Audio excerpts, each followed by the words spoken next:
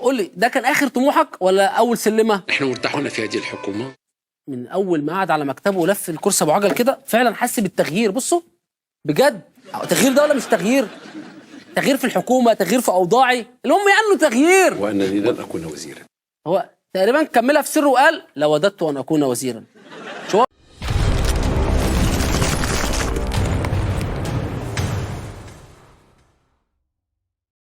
مطنشين؟ في معارضه في المغرب، ده كفايه اسم عبد اللطيف وهبي وزير العدل، كان معارض جدا قبل ما يكون وزير، دلوقتي لما دخل الوزاره شوفوا هيعمل فيكم ايه. سيد الرئيس، سيد الوزير، اسمحوا لي، كنت أريد أن أطرح سؤالا ولكن لما سمعت جوابكم اكتشفت أن حكومتكم لا جواب لها. ما يمكنش تكون كتقود حزب سياسي لما عندك فهم سياسي. ليس لكم تقرير وليست لكم رؤية. وأنا ما استطعت نفهم سي عزيز غنوش. وليست لكم تصور. لا التجمع ولا زعيم تجمع كيديروا السياسة. التجمع الوطني الأحرار أضعف جهة. أنا أمين عام حزب الأصل والمعاصر، ولذلك لن أقبل أن يترأسني أمين عام آخر. لا يمكننا أن نشتغل لديهم حالا ومستقبلا. وأنني لن أكون وزيرا. كان لقاء مع السيد الرئيس، تبادلنا مجموعة من الأفكار حول إمكانية التحالف الحكومي وحول العمل المستقبل. نحن مرتاحون في هذه الحكومة، وهذه الحكومة إن شاء الله ستقدم أحسن ما يمكن. عزيز غنوش أولا هو ابن بلدي، رجل ناجح على مستوى الأعمال، شخصية قوية، كان يحتاج إلى شيء من السياسة تعلمها بسرعة. الرجل عنده قدرات كبيرة، فهم وضع السياسي في المغرب ويساهم فيه بشكل ذكي، وسيكون له ما له في المستقبل. وزير عدل فعلا بجد، عامل كفة المعارضة نفس كفة لا خلي بالك عمرو قديم ما يعرفش يوزن الوزنة ديت. مش عيب كده تبدأ الفيديو كأنك أحمد عرابي رايح للخديوي إسماعيل ويخلص بأنك أحمد موسى في صدى البلد. أنا خايف أروح المستقبل ألاقيك غيرت كلامك مرة ثالثة. طب قول لي ده كان آخر طموحك ولا أول سلمة؟ نحن مرتاحون في هذه الحكومة. من أول ما قعد على مكتبه ولف الكرسي أبو عجل كده فعلا حس بالتغيير. بصوا بجد تغيير ده ولا مش تغيير؟ تغيير في الحكومه، تغيير في اوضاعي، المهم يعني انه تغيير. وانني لن اكون وزيرا. هو تقريبا كملها في سره وقال لوددت ان اكون وزيرا. شو هو هيقول؟ انا مش ببيع نفسي، انا حلمي من زمان ابقى وزير عدل، من زمان كنت امسك الشاكوش كده واقعد اخبط على السفره جامد عندنا في البيت، واقول لكم بقى على التقيله عندي صوره الاخنوش حاططها عندي على الدولاب. عندك فهم سياسي؟ اللي هو كان محتاجني يعني، هو عارف ان انا ليا وزن في السوق وهظبط الميزان ان شاء الله. ده بيأكد ان عمره ما يرضى يكون في الحكومه هوبا بقى وزير العدل. دي حركه والمعارضه حطها جاسوس جوه الحكومه؟ يمكن. حكومتكم لا جواب لها. بس لو تبعتوا لي جواب التعيين يعني اكون داعم جدا ليكم. لا رئيس الحكومه ده من كتر ما بحبه بعرضه بس بنكشه كده عشان يرفع سماعه التليفون ويبص عليا بمنصب. لا يا جماعه معلش سوري انا اسف، المعارضه اللي تكون من الحكومه ما تنفعناش.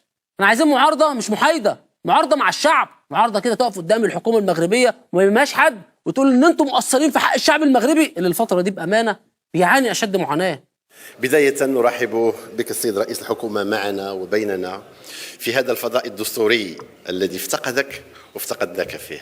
الحكومة ديالكم في عامها الأول تدهورت فيها القدرة الشرائية للمواطنين بطريقة غير مسبوقة. 81% من الأسر تدهور الوضع المعيشي، 44% حسابهم البنكي 0 درهم، وهذا أخطر ما يمكن أن يتعرض إليه بلد. رئيس الحكومة بحال بوي المغاربة وبمثابة أب المغاربة.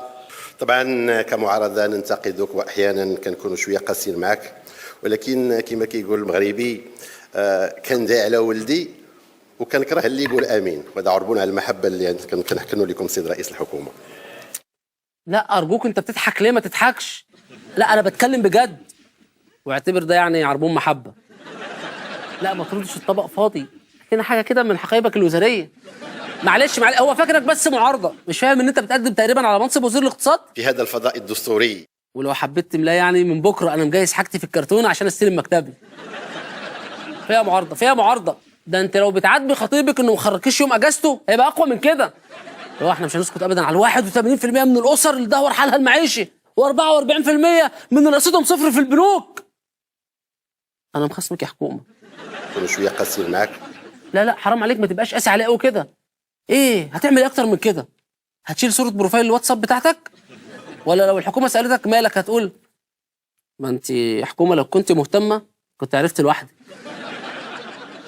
طب بالنسبه بقى لفساد الحكومه بتواجهه باستجواب ولا بتشغل بقى سلطان؟ وانا غلطان عشان حبيت. ثانيه واحده يا جماعه، دي ايه المعارضه الطريقه ديت؟